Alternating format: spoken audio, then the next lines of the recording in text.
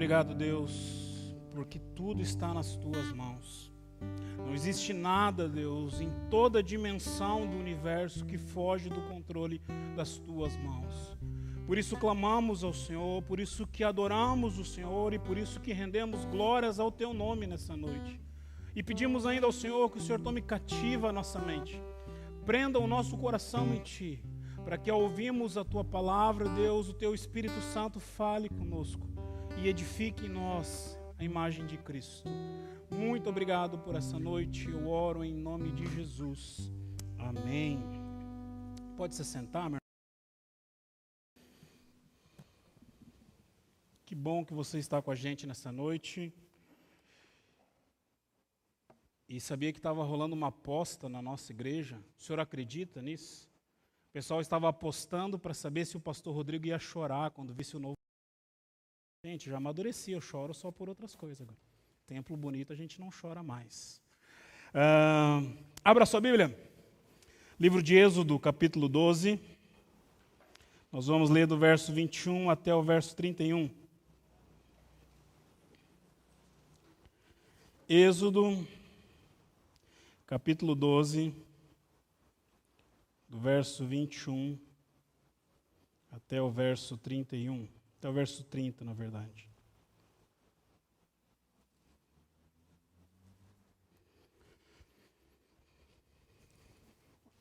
Então Moisés convocou todas as autoridades de Israel e lhes disse: um cordeiro ou um cabrito para cada família, sacrifiquem ele para celebrar a Páscoa. Molhem um fecho de isopo no sangue que estiver na bacia e passem o sangue na viga superior e nas laterais da porta. Nenhum de vocês poderá sair de casa até o amanhecer. Quando o Senhor passar pela terra para matar os egípcios, verá o sangue na viga superior e nas laterais da porta, e passará sobre aquela porta, e não permitirá que o destruidor entre na casa de vocês para matá-los. Obedeçam a essas instruções como decreto perpétuo para vocês e para os seus descendentes. Quando entrarem na terra que o Senhor prometeu dar a vocês, celebrem essa cerimônia. Quando seus filhos perguntarem o que significa essa cerimônia, respondam: é o sacrifício da Páscoa ao Senhor, que passou sobre a casa dos israelitas no Egito e poupou as nossas casas quando matou os egípcios. Então o povo se curvou em adoração, e depois os israelitas se retiraram e fizeram conforme o Senhor tinha ordenado a Moisés e Arão. Então, à meia-noite, o Senhor matou todos os primogênitos do Egito, desde o filho mais velho do faraó, herdeiro do trono, até o mais velho do prisioneiro que estava no calabouço, e também todas as primeiras crias do gado. No meio da noite, o faraó e todos os seus conselheiros e todos os egípcios se levantaram, e houve grande pranto no Egito, pois não havia casa que não tivesse um morto. Quero falar com você sobre a Páscoa e quero trazer à sua memória o conceito da Páscoa. Nós vamos falar um pouco na semana que vem sobre o momento de Jesus, mas o momento de Jesus ele foi vislumbrado aqui em Êxodo também. E eu e você precisamos urgentemente aprender o que a Páscoa significa.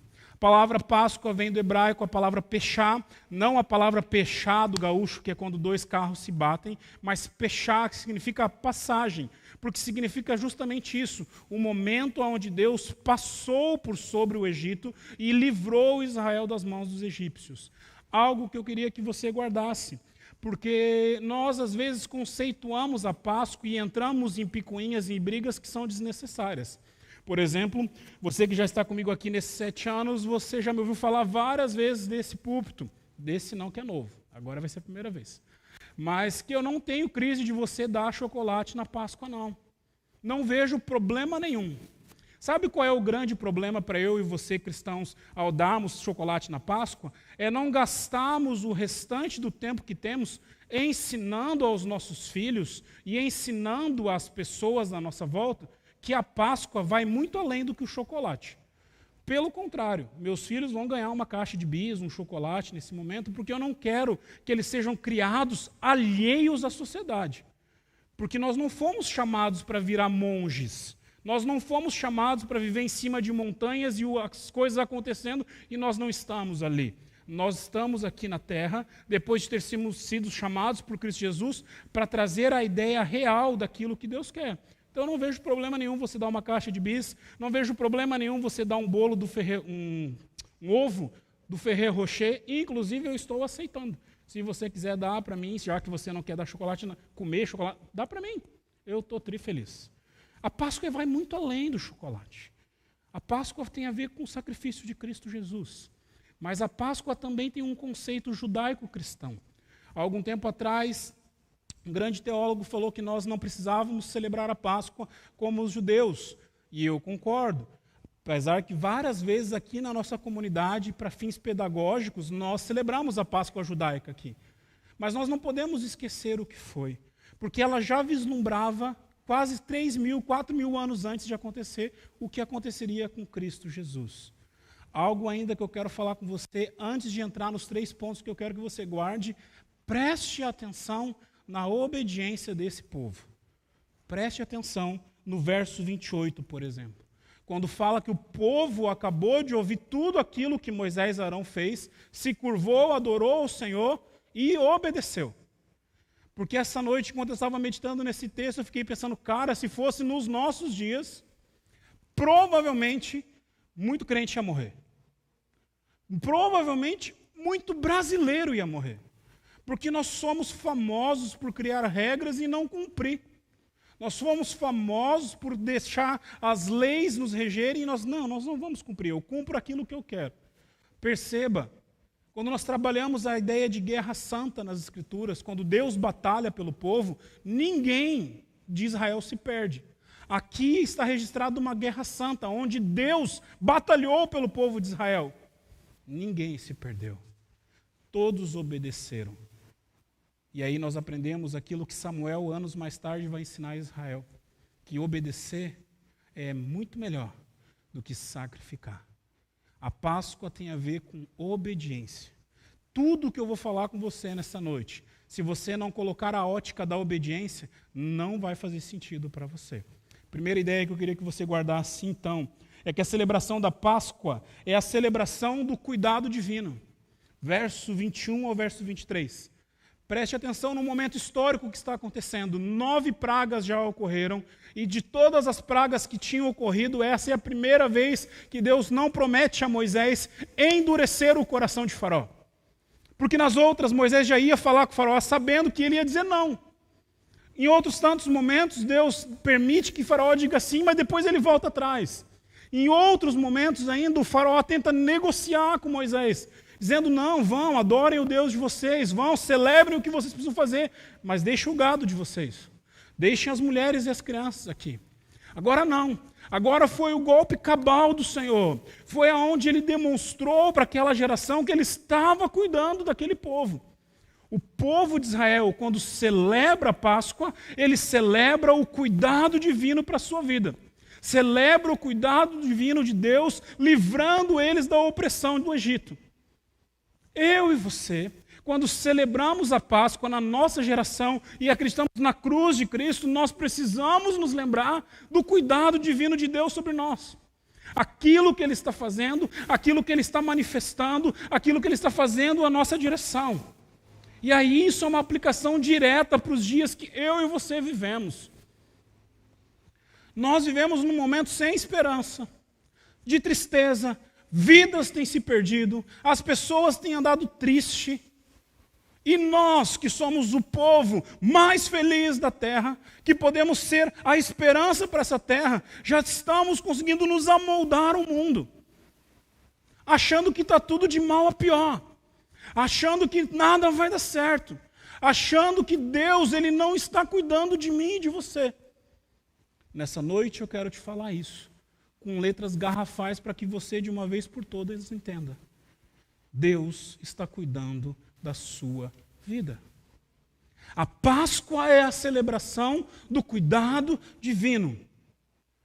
Se você voltar em casa na sua Bíblia e você ler o capítulo 50 de Gênesis, você vai perceber que Gênesis acaba com Israel lá em cima. Ele fala sobre José. Fala sobre aquele momento onde José encontra a sua família. Fala como ele se tornou um grande no Egito. Mas você vira a página e começa o livro de Êxodo. Passou-se os anos, cerca de 300 anos havia passado, e as pessoas esqueceram quem era José. O povo de Israel começou a se tornar um povo que incomodava os egípcios. O povo de Israel começou a sofrer nas mãos dos egípcios, a ponto que o sofrimento dele chega até a presença do Senhor. Quando Deus chama Moisés, ele fala assim: eu tenho ouvido a oração do meu povo, o seu clamor chegou até mim. Sai de onde você está, que eu vou te chamar para libertar o povo. Deus, ele tem consciência do sofrimento que eu e você passamos. Deus em nenhum momento está alheio à realidade da geração que nós estamos vivendo. Deus, ele tem um propósito eterno muito maior do que as vidas que têm sido ceifadas nessa geração. O grande problema é que a igreja do Senhor Jesus Cristo não consegue contemplar isso. Não consegue enxergar isso. Nós celebramos a Páscoa, mas esquecemos do cuidado de Deus. Você acabou de cantar uma canção que fala que você só tem Jesus. Eu gosto dessas canções extremistas. Jesus, eu só tenho a Ti, não importa as circunstâncias, eu vou Te louvar. Porque eu fico pensando, cara, o quanto disso é verdade? O quanto disso é realidade? Teologicamente, racionalmente, você sabe que Deus está no controle de todas as coisas. Como é que está o teu coração? Como é que está a tua estrutura de fé? Será que você precisa relembrar a sua alma, assim como Davi relembrava a alma dele? Dizendo: ó minha alma, por que você está abatida? Ó meu coração, por que você está sem esperança?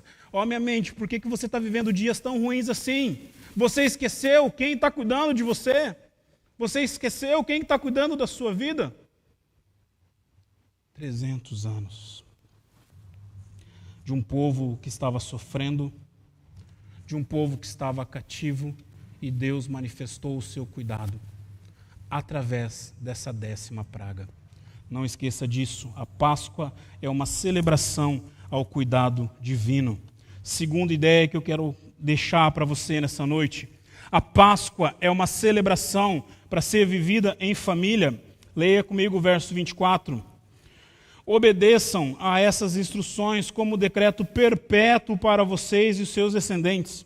Quando entrarem na terra que o Senhor prometeu dar a vocês, celebrem essa cerimônia. Quando seus filhos perguntarem o que significa essa cerimônia, respondam: é o sacrifício da Páscoa que passou sobre as casas dos israelitas no Egito e poupou as nossas casas e matou os egípcios. A Páscoa é uma celebração para ser vivida em família.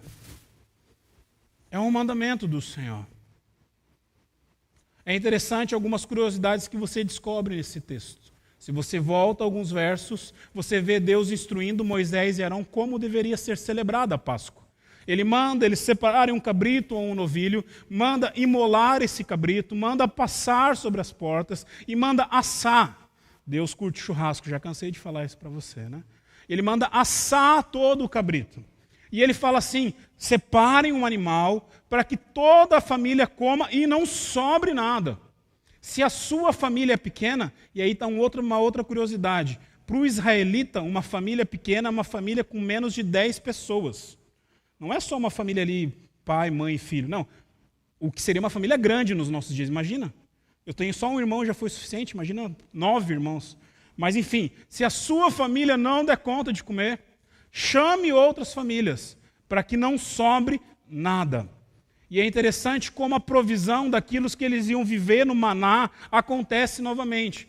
Porque Deus manda eles calcularem o que cada um vai comer para não sobrar nada. Lembra do maná? Era assim também. Você não pegava mais do pão para fazer, da farinha para fazer o pão, desculpe. Você pegava a porção de um dia. A Páscoa era para ser vivida em família. Aqui que o texto transparece que talvez você não parou para prestar atenção. Primeiro, a fé dos pais interfere na espiritualidade dos filhos. A fé dos pais interfere na espiritualidade dos filhos. Perceba, O texto fala, quando os teus filhos te perguntarem o que é isso que você está fazendo, daí você responde. E aí eu quero falar a primeira ideia nesse momento para você, desse ponto. Não adianta, meu irmão, você virar super crente na Páscoa. Não adianta, meu irmão, você virar super crente no Natal. Se durante todo o restante do ano você não ensina o seu filho a respeito das Escrituras. Não adianta você querer encher a cabeça do seu filho e dizer assim, filho, a Páscoa não é o coelhinho da Páscoa, o Natal não é o Papai Noel, se durante o restante do ano o seu filho não vê o senhorio de Cristo na sua vida. Se teu filho não te vê orar, se teu filho não te vê ler as Escrituras, se o teu filho não te vê ter relação com Deus, não tem como. Não é a primeira vez que Deus manda Israel ter esse relacionamento. Depois que ele fala dos mandamentos, ele fala a mesma coisa. Isso você vai inculcar na mente dos teus filhos. A minha pergunta para você que é pai, a minha pergunta para você que é esposo, e talvez a esposa não seja cristã, ou a esposa que o esposo não seja cristão, até quando você vai viver sem compreender que aquilo que você faz é muito maior do que aquilo que você professa? Não adianta você falar, e a sua vida não for uma vida que represente aquilo que você está falando. Os filhos vão aprender com os pais. Não tem como. Logo, os filhos começam a amadurecer.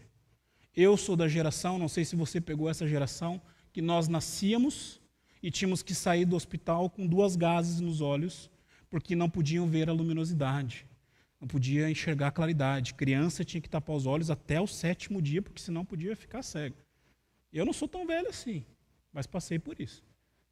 Meu irmão, seu filho hoje nasce já passando o dedo assim, ó. Ele já nasce fazendo esse movimento no celular. Ele é muito, mas muito, essa geração é muito mais esperta do que as gerações que nos antecederam. E a gente acha que a época da inocência da criança, como os antigos costumavam falar, vai até os 12 anos. Meu irmão, tem muito moleque de 12 anos que te dá um desdobre que você nem imagina. Então, rapidamente, os seus filhos, eles vão começar a olhar para a sua vida, a observar as suas atitudes. Dizer, o papai lá na igreja é uma coisa, aqui em casa ele é outra. O papai e a mamãe lá na igreja fazem algumas coisas. Aqui eles são pessoas diferentes. Você ensina o seu filho que ele precisa não ter medo do escuro, que ele não precisa ter medo de dormir sozinho. Mas quando você passa as suas aflições, será que ele vê você lidando com medo da mesma maneira? Será que quando ele te vê com pânico, ele te vê dobrar os joelhos e dizer para Deus agir na sua vida?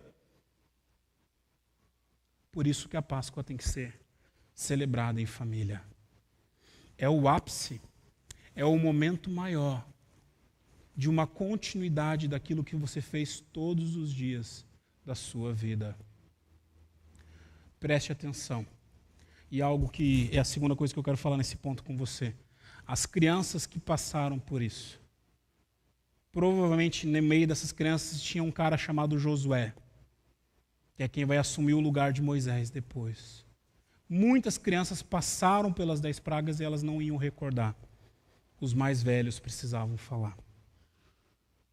Eu e você precisamos lembrar disso. A Páscoa é uma celebração que vai ser passada de geração em geração. Eu e você, temos a responsabilidade de ensinar para a próxima geração o que é a passagem do Senhor por essa terra. Terceira e última ideia que eu quero trabalhar com você. Desculpe se eu estou correndo um pouco, mas nós temos um decreto também que rege os nossos horários. Nós não podemos ultrapassar certo horário e eu preciso então encerrar o culto antes disso. A Páscoa é uma celebração do cuidado divino, a Páscoa é uma celebração para ser vivida em família, a Páscoa, por fim, é uma celebração da justiça divina. Verso 29 até o verso 31. Então, à meia-noite, o Senhor matou todos os primogênitos do Egito, desde o filho mais velho de Faraó, herdeiro do trono, até o filho mais velho do prisioneiro que estava no calabouço, e também todas as primeiras crias do gado. No meio da noite, o faraó e todos os seus conselheiros e todos os egípcios se levantaram. E houve grande pranto no Egito, pois não havia casa que não tivesse morto. A Páscoa é uma celebração da justiça divina. Não é uma celebração da sua justiça, não é uma celebração da minha justiça, mas é uma celebração da justiça de Deus. Uma das perguntas que normalmente, como pastor, eu preciso responder é por que coisas ruins acontecem com pessoas boas? Por que as pessoas estão morrendo? Por que Deus permite que essas situações ocorram? A resposta é muito simples, é que eu e você não gostamos dela. É por conta do nosso pecado. Nós somos responsáveis. Não é Deus que é responsável. Nós somos responsáveis. Não há justo nenhum sequer debaixo da terra. Aqui nesse texto nós vemos a aplicação que começou lá no Éden. Eu e você nos esquecemos que o Éden já projetava Cristo Jesus. Quando Adão e Eva pecam, Deus mata um cordeiro para que Adão e Eva pudessem sair do jardim. Desde o Éden nós aprendemos o sangue inocente morrendo pelo sangue culpado. Quando nós olhamos para esse texto aqui, nós paramos e pensamos, nossa, Deus precisava matar todos os primogênitos do Egito. Por que Deus matou todas essas crianças? Por que Deus levou à morte todas essas pessoas? E eu e você nos esquecemos que Deus também ofereceu o primogênito dele a meu favor e a seu favor. Ele estava ensinando Israel que isso um dia iria acontecer. Que a primazia, Cristo, morreria por nós da mesma maneira. Mas quando nós falamos de Cristo e da sua morte e como ela nos livra do império das trevas, daí você acha justo. Mas quando nós vemos situações como essas, nós achamos injusto. Glória a Deus, que Deus não age, suas ações não são norteadas pela minha e pela sua justiça. Glória a Deus, porque as ações de Deus não são mensuradas por aquilo que eu acho ou que você acha. Os propósitos de Deus são muito maiores do que os nossos. A Páscoa é uma celebração da justiça divina. Algo que eu queria trazer à sua memória, talvez você já viu, esse filme é muito antigo. Fala acho que se eu não me engano é Êxodo o nome do filme. Uma das últimas obras que fala das 10 pragas do Egito. Não está na Bíblia, e ali foi uma liberdade do artista, e nem tampouco o pastor Rodrigo está dizendo que isso que eu vou te falar é sagrado. Mas o diretor teve uma sacada muito boa. Quando ele representa essa cena que eu e você acabamos de estudar. Faraó é confrontado por Moisés, que ali é o cara que faz o Batman, né? Ficou legal. Né? E há uma pergunta e uma resposta que para mim foram fenomenais. Faraó chega na presença de Moisés e fala assim, que Deus que você serve? Que matou todos os primogênitos do Egito? Que Deus é esse? Que assassina crianças? E a resposta de Moisés foi perfeita. Ele vira para o faraó e diz, em Israel, nenhuma criança se perdeu. Deus estava cuidando daquele que era o seu povo. Todos merecem morrer. Eu quero caminhar a mensagem para o final nesse momento. Todos nós merecemos morrer por conta dos nossos delitos e pecados. Porém, quando a justiça de Deus ela é aplicada, e na Páscoa nós vivenciamos isso, Deus começa a escolher pessoas a quem Ele vai manifestar a sua graça e o seu amor. A Páscoa ela é uma celebração que deve celebrar a justiça divina. E o desafio que eu faço para você nessa noite, ao sair desse templo, depois voltar para sua casa, comece a prestar atenção e viver realmente o que é a Páscoa. Pare de entrar em picuinhas de chocolate ou de coelho. Ensina que não é isso, meus filhos sabem. O coelho não põe ovo, muito menos de chocolate. Mas é bom pra caramba. Então come. Mas eles precisam aprender que a Páscoa tem a ver com Deus. Que a Páscoa tem a ver com Cristo Jesus. E o mundo não vai ensinar isso. Meus filhos estudam numa escola cristã. Não vejo eles ensinar isso na escola. Quem dirá no mundo lá fora? Eu e você precisamos celebrar a Páscoa, não uma vez por ano, mas todos os dias da nossa vida. Trazer à memória o que é a cruz de Cristo, para que Cristo seja exaltado. Vamos baixar nossa cabeça, vamos orar, preparando o nosso coração para a ceia do Senhor. Quero chamar o presbítero Jaime aqui à frente já para me auxiliar.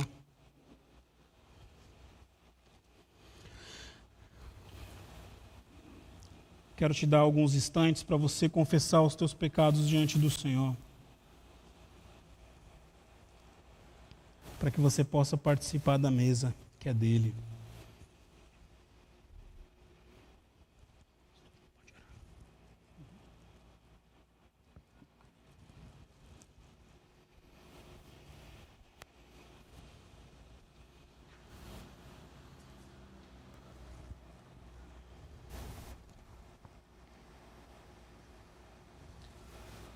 Senhor nosso Deus, amado e eterno Pai, nós te agradecemos, Deus, por essa oportunidade ímpar, Deus, podermos estar reunidos como igreja do Senhor novamente, Pai. Sabemos que vivemos tempos difíceis, mas sabemos também que servimos a um Deus que está com tudo sob o seu controle, Pai. Te agradecemos, Deus, pela vida de cada um que está aqui essa noite, Pai. Te agradecemos aqueles que estão em casa, Deus, assistindo, Deus, pela internet, Pai. Que o Senhor venha falar a cada coração, para que possamos, Deus, seguir firmes nessa caminhada, Pai, guardados pelo Teu Santo Espírito, Pai. Que o Senhor venha nos fortalecer a cada dia nessa caminhada, nos guardando, nos livrando de todo o mal, Pai.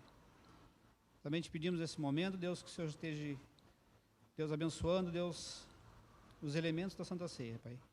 Abençoa aqueles que vão participar, Deus, abençoa a vida de cada um nessa noite. Também te pedimos perdão, Deus, pelas nossas faltas. Perdoa os nossos pecados, Deus. E nos proteja e nos livre de todo o mal. Em nome de Jesus. Amém. Amém.